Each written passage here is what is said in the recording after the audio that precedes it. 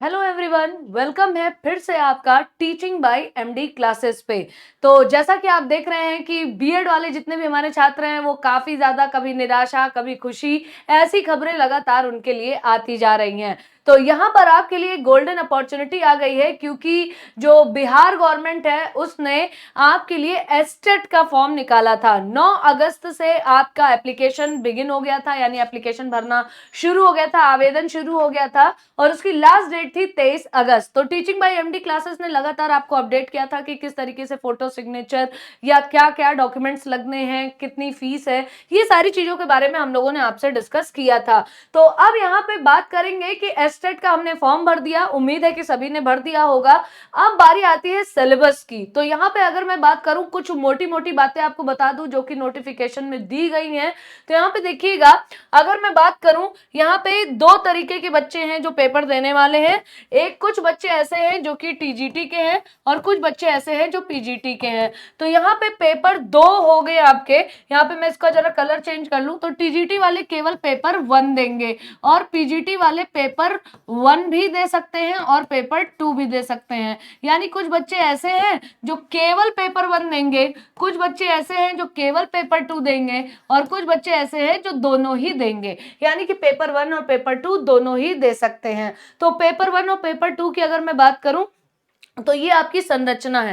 अब यहाँ पे देखिएगा, जो बच्चे पेपर 1 केवल देने जाएंगे उनके लिए 150 प्रश्न आपके यहाँ पर आएंगे और 150 प्रश्नों में आपको 150 नंबर मिलेंगे। यानी कि हर प्रश्न कितने नंबर का होगा? हर प्रश्न आपका 1 नंबर का आपसे पूछा जाएगा, यानी कि एक प्रश्न के लिए 1 अंक प्राप्त होगा।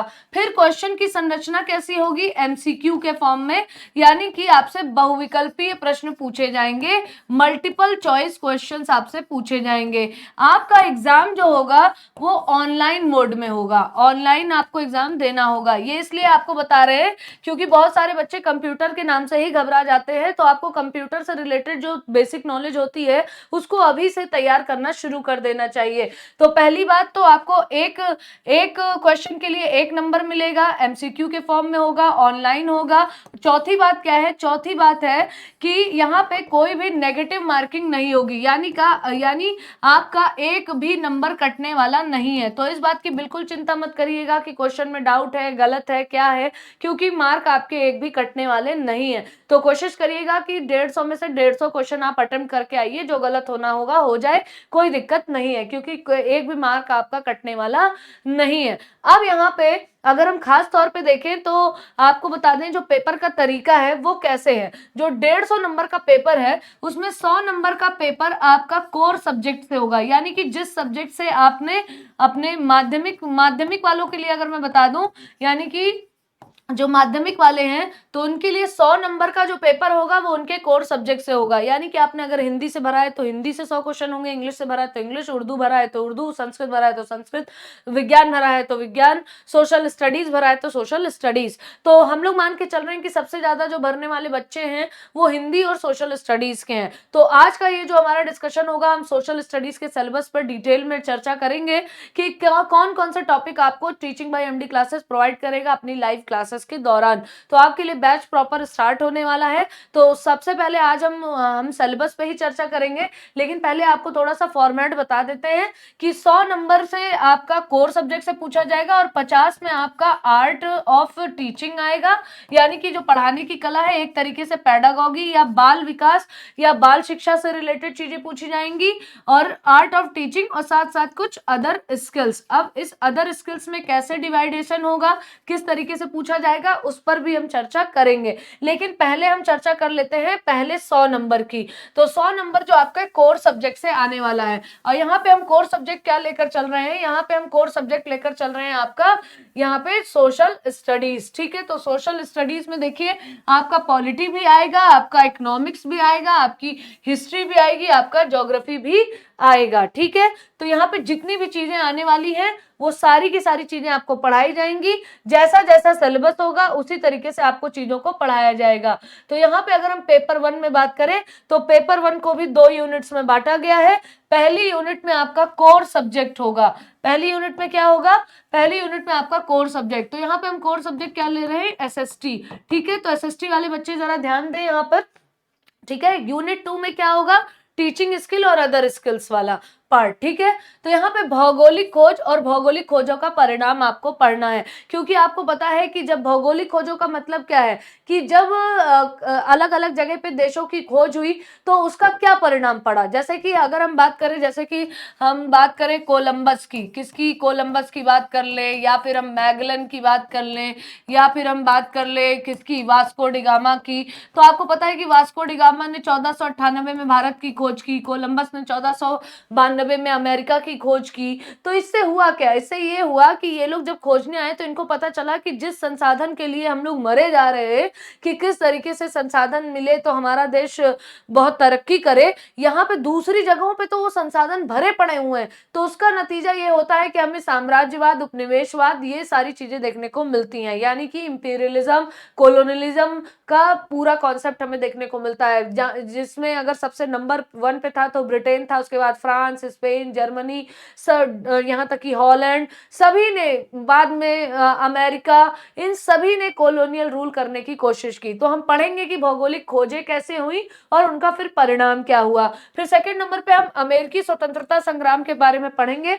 अगर आपको लगता है कि अमेरिका कभी गुलाम नहीं रहा तो ये बिल्कुल गलत है, ब्रिटेन का वहां पर भी आधिपत्य रहा। ब्रिटेन ने जाके वहां पे 13 कॉलोनियां, उसका जो पूर्वी छोर था अमेरिका का, नॉर्थ अमेरिका वाला, सबसे पहले जाके वहां पे, जैसे मैसाचुसेट, ये सब पर उसने पूरी तरीके से कब्जा किया था। और अगर देखा जाए तो यहाँ पे ट्राइब्स रहते थे अमेरिका में।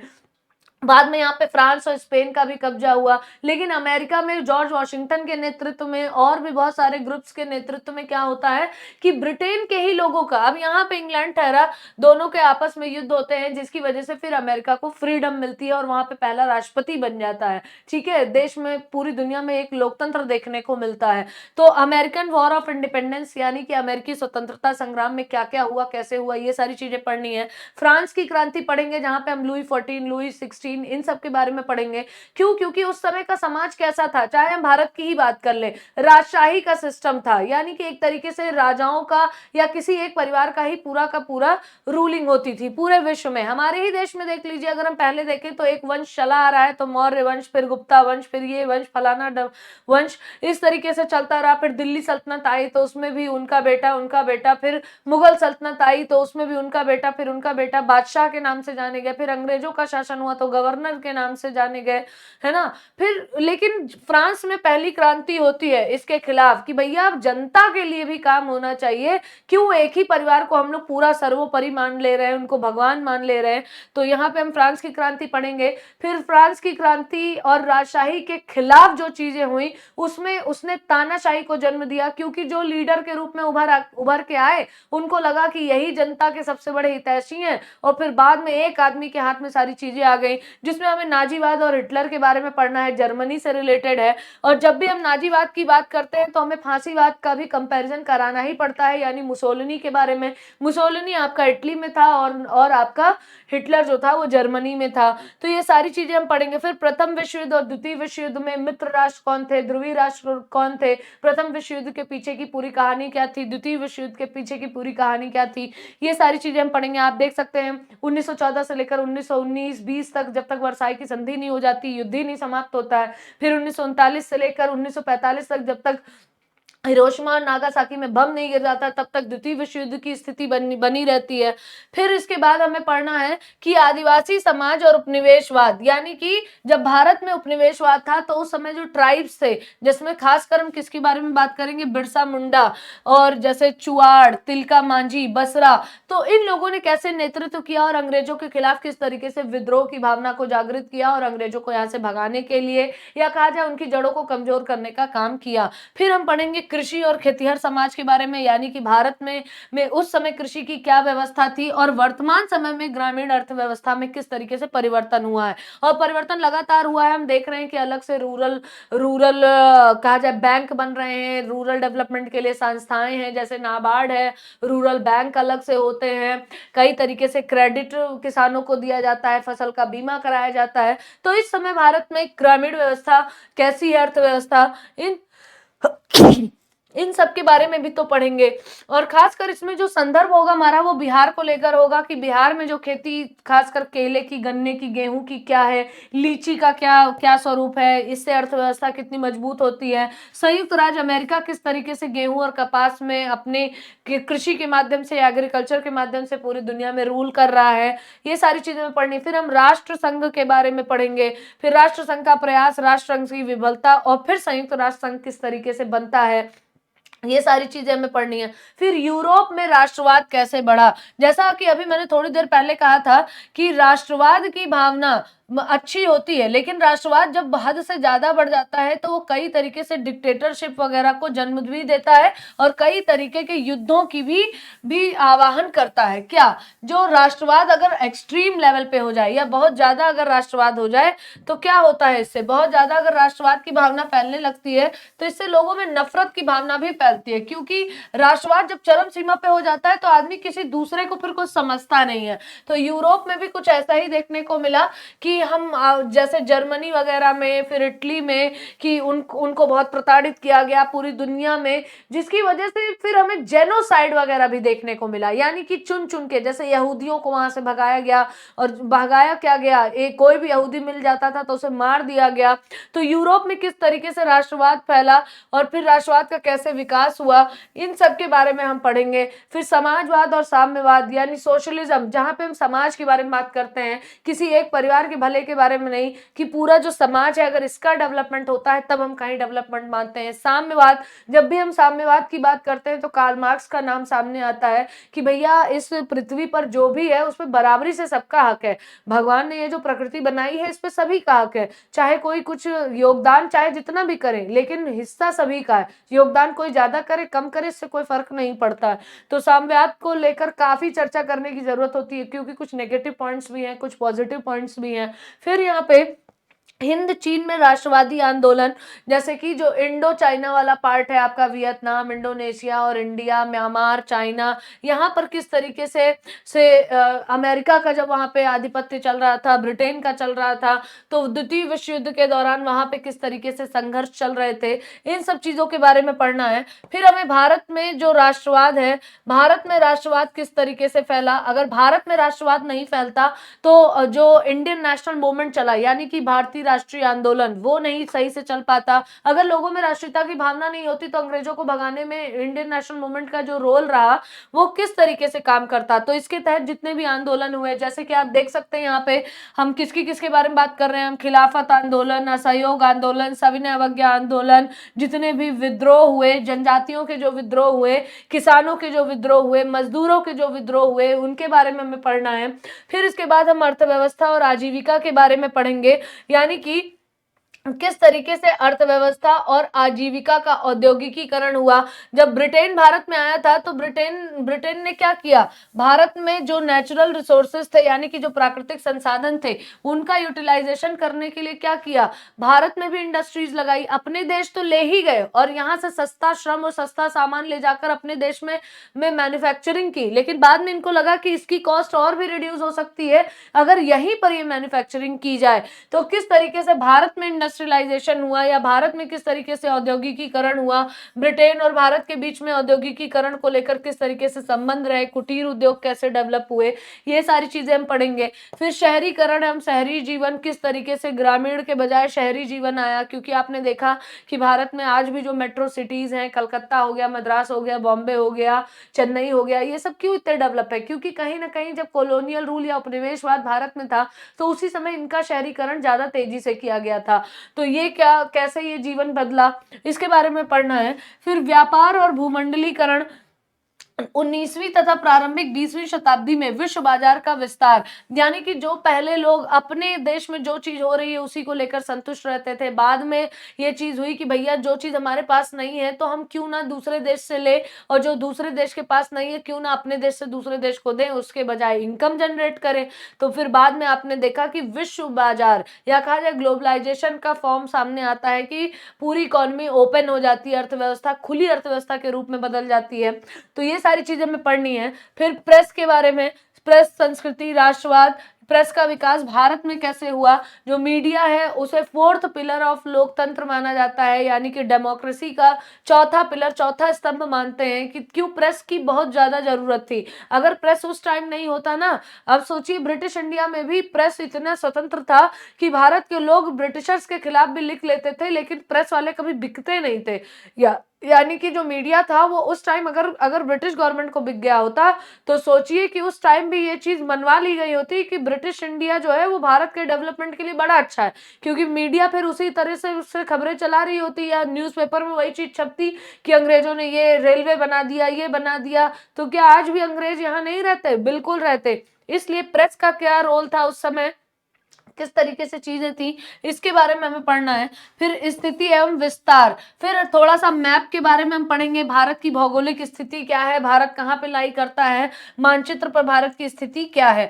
फिर हम अपवाह स्वरूप पे आएंगे, यानी कि एक तरीके से जल तंत्र के बारे में पढ़ेंगे कि भारत में नदियां, जलाशय, इन सब का जो जल तंत्र है भारत में वो किस तरीके से फैला हुआ है, इसके बारे में भी हमें पढ़ना है। ठीक है, यानी कि ये सारी चीजें हम कवर करेंगे। अपवाह तंत्र में नदियां हो या फिर मानव सभ्यता की जो जीवन रेखा के रूप में नदियां हैं, क्या उपयोगिता है इनकी भारत में, ये सारी चीजें हमें पढ़नी होंगी। ठीक है, फिर इसके बाद भारतीय जलवायु की प्रभावित करने वाले कारक। आपको पता है कि भारत की जलवायु बहुत ही अच्छी मानी जाती है, बहुत ही अनुकूल मानी जाती है, क्योंकि हमारे यहाँ हर तरीके की फसल होती है।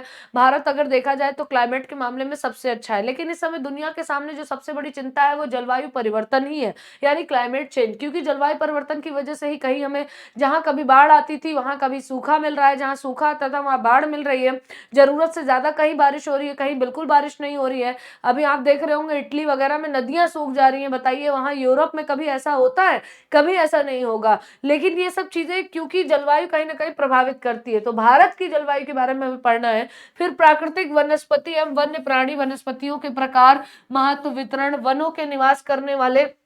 वनों में निवास करने वाले जीव जंतुओं की उपयोगिता क्या है, यानी कि पूरा इकोसिस्टम के बारे में भी हमें पढ़ना है कि किस तरीके से जो मैंग्रोव वन है या सदाबहार वन है या उसमें रहने वाले जो प्राणी हैं वो किस तरीके से जो पारिस्थितिकी तंत्र को प्रभावित करते हैं, ये सारी चीजें हमें पढ़नी है। फिर जनसंख्या के बारे में हमें पढ़ना है, यानी कि थोड़ा बहुत हमें सेंसस से रिलेटेड बहुत सारी जानकारी करनी है कि जनसंख्या परिवर्तन को कैसे निर्धारित किया जाए, उसको प्रभावित करने वाले कारक कैसे हैं, शिक्षा को लेकर, स्वास्थ्य को लेकर राष्ट्रीय जनसंख्या नीति कैसे बनाई जाए। ठीक है, फिर भारत के पड़ोसी देशों के बारे में पढ़ना है, उनकी स्थिति क्या है, उनका विस्तार कहां से कहां तक है, उनके बारे में संक्षिप्त परिचय कि नेपाल में किस तरीके की व्यवस्था है, भूटान, बांग्लादेश, श्रीलंका, पाकिस्तान, और जलवायु की विशेषताएं वहां पर क्या है, वहां के उद्योग धंधे, खनिज क्या है, वहां पे अर्थव्यवस्था पर क्या प्रभाव पड़ता है वहां के उद्योग धंधों का। फिर इसके बाद हमें थोड़ा सा मानचित्र का अध्ययन और करना होगा। मानचित्र के अध्ययन की बात करें तो मापक, परिभाषा, उपयोगिता, मापक प्रदर्शन की विधियां, सरल एवं तुलनात्मक मापक, यानी कि मैप के बारे में काफी कुछ जानना है। फिर उसके बाद क्षेत्रीय अध्ययन, यानी कि भूमिगत क्षेत्रीय अध्ययन, यानी कि बेसिकली हमें यहाँ पे बिहार के बारे में कि भूमिगत जल स्तर में गिरावट के क्या कारण है। आप देख रहे होंगे लगातार जो ग्राउंड लेवल का जो वाटर का जो लेवल है वो क्यों गिरता जा रहा है, क्यों इस तरीके से पानी बहाया जा रहा है, क्या किया जाए, जैसे वाटर हार्वेस्टिंग यानी जल संरक्षण कैसे किया जाए, इसके कारण क्या, इसका उपाय क्या है, भूमि का उपयोग के स्वरूप में कैसे परिवर्तन किया जाए, यानी कि भूमि की उर्वरता भी बनी रहे और ज्यादा से ज्यादा पैदावार भी हो, इन सब चीजों पे हम चर्चा करेंगे। प्रदूषण के क्या प्रकार हैं, प्रदूषण के कारण क्या है, प्रदूषण से हम बच कैसे सकते हैं। फिर हम यहाँ पे बात करेंगे संसाधन और संसाधन का क्या महत्व है, जैसे संसाधन के प्रकार कौन कौन से हैं। हमारे पास प्राकृतिक संसाधनों में क्या है, मिट्टी है, मिट्टी से हमें अनेक तरीके के खनिज मिल रहे हैं, पानी है, पानी से बहुत कुछ मिल रहा है ना। तो ये खाने जो है, कोयला है, इन सब के चीजों के बारे में पढ़ना है। फिर उसके बाद कृषि संसाधन, कृषि से क्या संसाधन है, क्या रोजगार है, किस तरीके का उत्पादन होता है भारत में, वैश्वीकरण में भारत की क्या स्थिति है, भारत किन किन चीजों में अग्रणी है, या भारत में एग्रीकल्चर को लेकर क्या नए स्टेप लिए जा रहे हैं, ये सारी चीजें।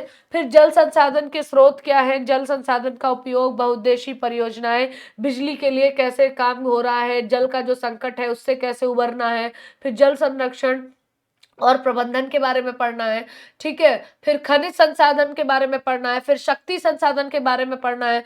फिर यानी कि निर्माण उद्योग का मतलब क्या है यहाँ पे कि मैन्युफैक्चरिंग सेक्टर में कैसे भारत ग्रो कर रहा है। क्योंकि आप सभी को पता है कि निर्माण उद्योग की बात करें तो जहां भारत पहले एक कहा जाए कि भारत के बारे में अगर कहा जाए तो भारत में एक सुई तक नहीं बनती थी, लेकिन आज अगर हम देखें तो भारत में हवाई जहाज तक खुद भारत बना रहा है, यानी कि खुद भारत तैयार कर रहा है। तो किस तरीके से निर्माण उद्योग में या इंडस्ट्रियल जो रिवॉल्यूशन या कहा जाए कि क्षेत्रीय वितरण या राष्ट्रीय अर्थव्यवस्था में उद्योगों का क्या योगदान किस तरीके से बढ़ा है, वैश्वीकरण कैसे हुआ है, कैसे आज भारत पूरी दुनिया को कहा जाए कि जो हम बात कर रहे हैं लगातार कि हमारी 3 ट्रिलियन की इकोनॉमी है, फिर हम ये भी कोशिश कर रहे हैं कि किसी तरीके से हमारी जो है वो 5 ट्रिलियन की इकोनॉमी हो जाए। लगातार भारत इसके लिए एफर्ट भी कर रहा है कि 5 ट्रिलियन की इकोनॉमी में हम कन्वर्ट हो। तो ये कैसे ये चीजें संभव होगी, इसी को लेकर भारत ने लगातार एंटरप्रेन्योरशिप यानी कि लोगों में एक बिजनेसमैन बनने का या कहा जाए मैन्युफैक्चरिंग करने के लिए भी काफी तरीके से प्रोत्साहित कर रही है, लोन वगैरह दे रही है, अलग अलग स्कीम चला रही है। तो इसके बारे में भी हमें पढ़ना है, ठीक है। फिर भारत में परिवहन, संचार, व्यापार किस तरीके से है। फिर बिहार की प्राकृतिक संसाधन और जनसंख्या के बारे में भी पढ़ना है, यानी कि बिहार में कौन कौन से प्राकृतिक संसाधन है, बिहार में जनसंख्या का क्या वितरण है या किस तरीके से जनसंख्या वहां पर प्रभावित करती है। फिर हमें पढ़ना है समकालीन विश्व में लोकतंत्र, यानी कि हमारे अलावा बाकी अगर जगहों पे हम देखें तो वहां पर लोकतंत्र किस टाइप का है। जैसे कहीं पे आप देखते हैं राजशाही है, तो कहीं पे लोकतंत्र है, कहीं पे राजतंत्र है, तो कहीं ओलिगोपोली है ना, कहीं मोनार्की है। तो इन सब चीजों के बारे में भी हमें पढ़ना है, यानी समकालीन विश्व में लोकतंत्र क्या है, फिर लोकतंत्र का व्यापक अर्थ क्या होता है, यानी कि अब एक तरीके से हम पॉलिटी पे आ रहे हैं कि डेमोक्रेसी क्या होती है, फिर संविधान का निर्माण कैसे हुआ, भारतीय संविधान की विशेषताएं क्या क्या है, फिर लोकतंत्र में चुनावी राजनीति क्या है, भारत में चुनाव क्यों होता है, कैसे होता है, फिर भारत में चुनाव की प्रणाली क्या है, उसके निर्वाचन क्षेत्र क्या है, मतदाता सूची कैसे बनती है, चुनाव अभियान क्या होते हैं, मतदाता मतगणना के बारे में पढ़ना है, संसदीय लोकतंत्र की संस्थाओं के बारे में पढ़ना है, यानी कि प्रधानमंत्री, मंत्रिपरिषद, संसद, ये सब क्या है जो संसद का निर्माण करती है, ये सारी संस्थाओं के बारे में पढ़ना है।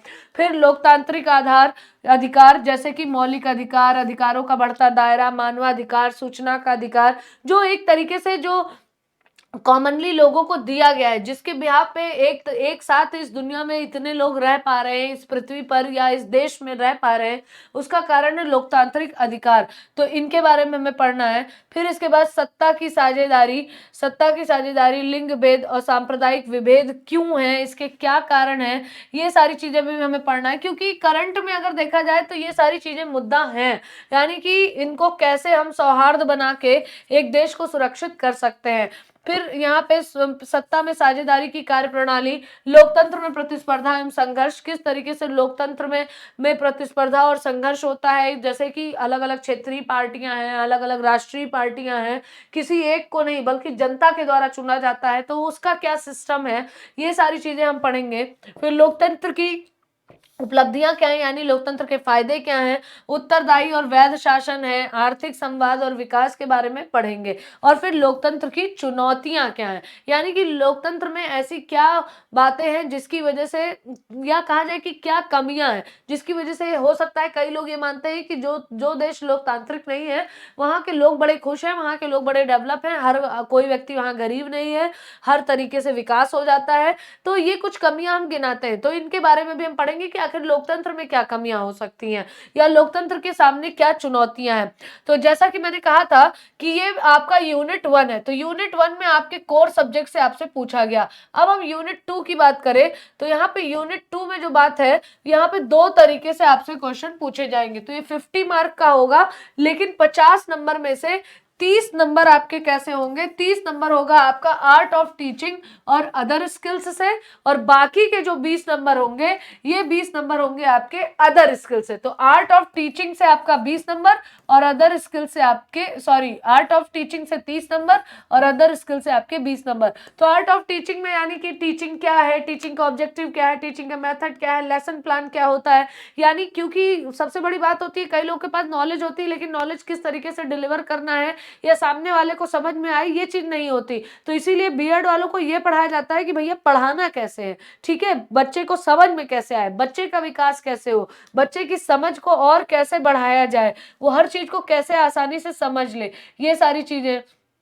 तो ये सब आपका इसमें आ जाएगा टीचिंग से रिलेटेड। फिर अदर स्किल्स में 4 चीजें हैं आपकी। कौन सी 4 चीजें हैं? नंबर 1 जनरल नॉलेज, यहां से 5 नंबर का क्वेश्चन आएगा। एनवायरमेंटल साइंस यानी ईवीएस से आपसे 5 नंबर के क्वेश्चन पूछे जाएंगे। मैथ्स से 5 आएंगे और लॉजिकल रीजनिंग से 5, यानी टोटल 20 नंबर आपका यहाँ से होगा। तो इस तरीके से ये 150 नंबर का पेपर आपका पूरी तरीके से कंप्लीट होता है। तो मेरे ख्याल से आज का ये जो सेशन था, आज का ये जो वीडियो था, ये आपके लिए बहुत ज्यादा बेनिफिशियल होगा, बहुत ज्यादा फायदेमंद होगा, क्योंकि यहाँ से आपको बहुत कुछ जानने को मिला है कि क्या क्या आपको पढ़ना है। तो चाहे वो सोशल स्टडीज हो, चाहे इंग्लिश हो, चाहे मैथ्स हो, चाहे साइंस हो, चाहे आपका हिंदी हो, सारे के सारे सब्जेक्ट्स आपके कवर कराएगा टीचिंग बाय एमडी क्लासेस। तो जल्द से जल्द रेडी हो जाइए, पूरा का पूरा सिलेबस आपका कवर कराने की पूरी हमारी कहा जाए तैयारी हो चुकी है। आपके एक एक सिलेबस में जितना भी टॉपिक है, हर एक टॉपिक को कवर किया जाएगा। तो आज के लिए इतना ही, और बाकी के सब्जेक्ट्स से भी रिलेटेड आपको वीडियोस हमारे चैनल पे मिल जाएंगे। तो अगर अभी तक सब्सक्राइब नहीं किया है टीचिंग बाय एमडी क्लासेस को, तो सब्सक्राइब कर लीजिए। यहाँ जुड़ने के लिए आप सभी का बहुत बहुत धन्यवाद।